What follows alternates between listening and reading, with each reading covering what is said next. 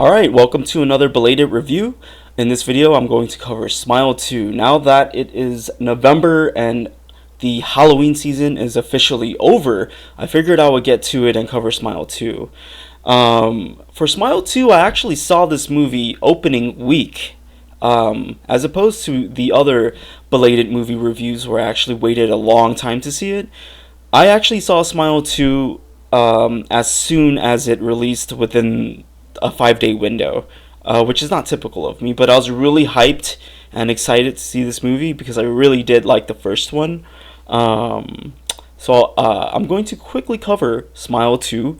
And before I do, I just wanted to show some evidence that I did see this in theaters opening week, because I did get this exclusive Smile 2 movie poster that they were giving out at the Regal Cinemas. So that was pretty cool.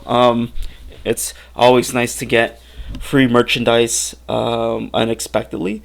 I actually got two of them. You could see that I hung one up on my wall right there already, so I have two just because I could. Anyways, Smile 2. If you liked the first movie, you would like the second one. If you didn't like the first movie, then the Smile franchise is probably not for you. The reason I say that is because after I saw this movie and after I read a lot of other reviews from people that watched it, they basically said that Smile 2 builds upon the first movie. A lot of the jump scares in many ways is actually recycled, but it's changed and updated in ways that make the movie different than the first one. But a lot of the tactics they use and a lot of the methods they use to film these jump scares, they did carry it over, and that's not necessarily a bad thing. What I like to think of it is it's sort of like a sequel to a video game. You know, when you play a new video game, let's just say you play like God of War or a new fighting game that just comes out, and it has new mechanics, it has all these new methods of playing the game, like combat mechanics or whatever, and you like the game, and then they come out with a sequel.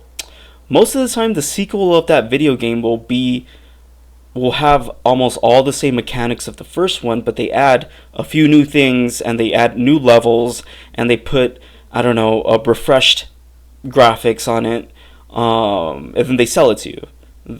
But essentially, it's the first game with added content, but the foundation of the game engine is the same. If you're familiar with video games, you could think of Smile 2 as a sequel or an add-on to Smile 1. Because they recycle a lot of the jump scares from Smile 1 in Smile 2. So they bring it over and they change it up a little bit. They change up the scenario, the background, and the timing of it. But a lot of times the type of scare they do use in Smile 2 is from Smile 1. But I think it works because they do it very well. So I think if you like the jump scares in Smile 1, and if that was really enjoyable to you, you will like Smile 2, and I think you will find that it would be a fun ride. But let's talk about the story and the acting. So the first thing I want to talk about is that the story is simple to follow. It's nothing too crazy, but I think it was done well enough, and it is a unique take on a possession story, and I think that it was executed as well as they could do with what they were trying to do. Basically, the main character is a superstar. She's like on the same level as like Ariana Grande or Taylor Swift or all those things.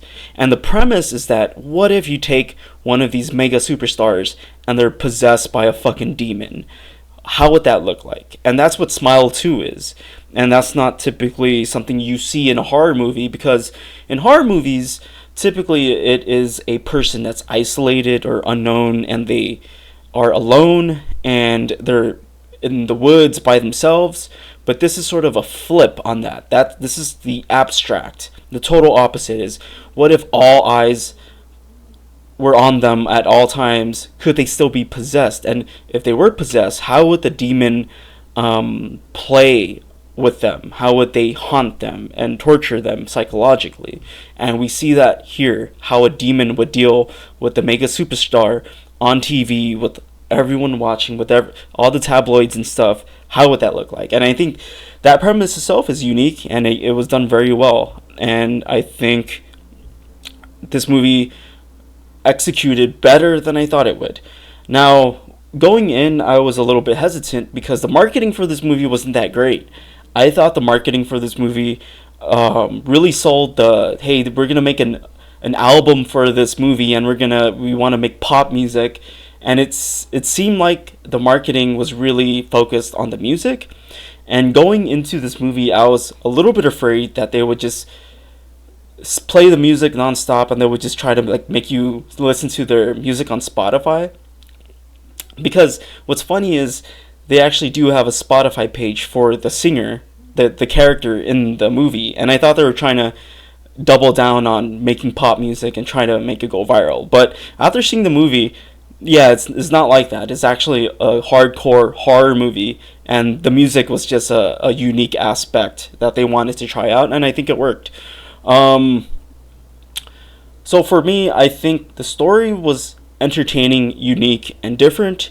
I think the jump scares were very well done. This movie was a lot darker than I anticipated. I thought it wouldn't top the first one, but Smile 2 really surprised me because it was really brutal. It's a lot more brutal than I think a lot of people expected, because from the trailers they really don't show much, which is great. They barely show the worst parts of this film. And when I say the worst parts, I mean the good parts, the scary parts. They don't show any of that in the trailers. When I was in theaters watching this, within the first 20 minutes, people were walking out. Not because it was bad, but because they were walking out at the first few kills. They were walking out during the kill scenes because that's how brutal it was. So this movie is gory, it's scary, it's intense, it's loud, and I really enjoyed it. It was scary. What else? Oh, I wanted to talk about the actress. So I think Naomi Scott, the person that plays the main character, did a really good job. She killed the role. She was really good at playing a mega superstar, but also in the scenes where she's supposed to be terrified and confused and going through hell, she plays that part very well. A lot of times when you get an actor that's supposed to play this famous Ariana Grande type of person, they do really good at being that spoiled brat character, but when it comes to actually acting and having a meltdown, it's not that great. But in this case, they really got someone that could act as if they were going through hell, going through a possession, and on the verge of killing themselves because they couldn't mentally handle it anymore. And the acting and just the portrayal of that character going through hell was done very well by Naomi Scott. And I hope she gets casted for many more horror movies, because this is the first time I think a lot of people have seen her in a movie, including myself. And I think it really shows her talent in this movie. So she was a great actor. So overall, I have very positive things to say. If you can't already tell, I was a really huge fan of this movie. I'm trying to think about bad stuff or negative stuff. I think the negative thing is the ending was a little bit predictable. There's a few cop-outs, I would say, like cheap-outs. I guess this is spoiler time, so I'll just spoil it real quick and then wrap up this review. But basically half the movie is in her mind. So throughout the first half, she's in the early stages of getting possessed. I'm not going to go over why and stuff because you just got to watch the movie. But essentially, she gets possessed possessed by the demon and she's being haunted down and messed around with. As you know, the smile entity messes with its prey before it kills it, before it kills them. So for the first half, she's figuring out what's going on. She's confused. She's going through a new tour. She's meeting fans. She's trying to do rehearsals, and all this weird shit starts happening.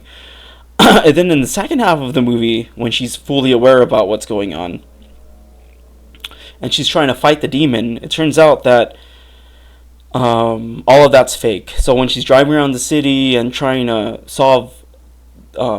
find answers and trying to figure out a way to kill the demon and stuff, by the time you get to the ending, it's revealed that half the movie didn't happen, and that that was all in her head. And that is a cop-out, because at the end, they just place her on the stage where she basically kills herself in front of, the crowd of hundreds of thousands of people. And essentially that means that the curse is going to spread around the world and it's going to end the world or something like that. Which is a great ending, by the way. I thought it was an amazing ending. It was like something I wanted to see.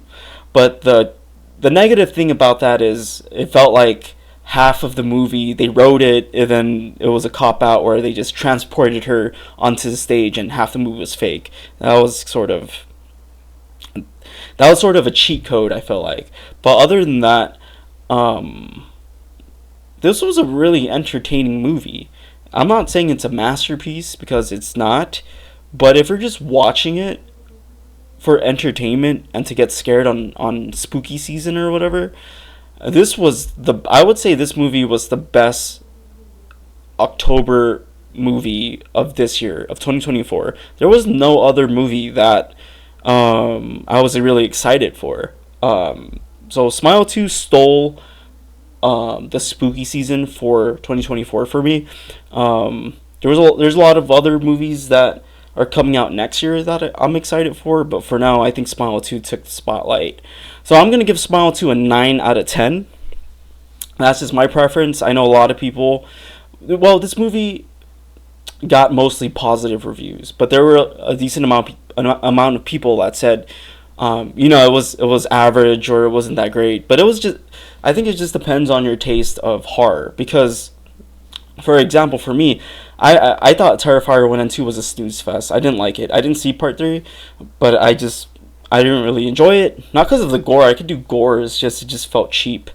But that's just my opinion. I know I kind of get the appeal of Terrifier franchise, but that's why I don't do reviews on it, because my opinion wouldn't fit that sort of movie, because I would just be too biased.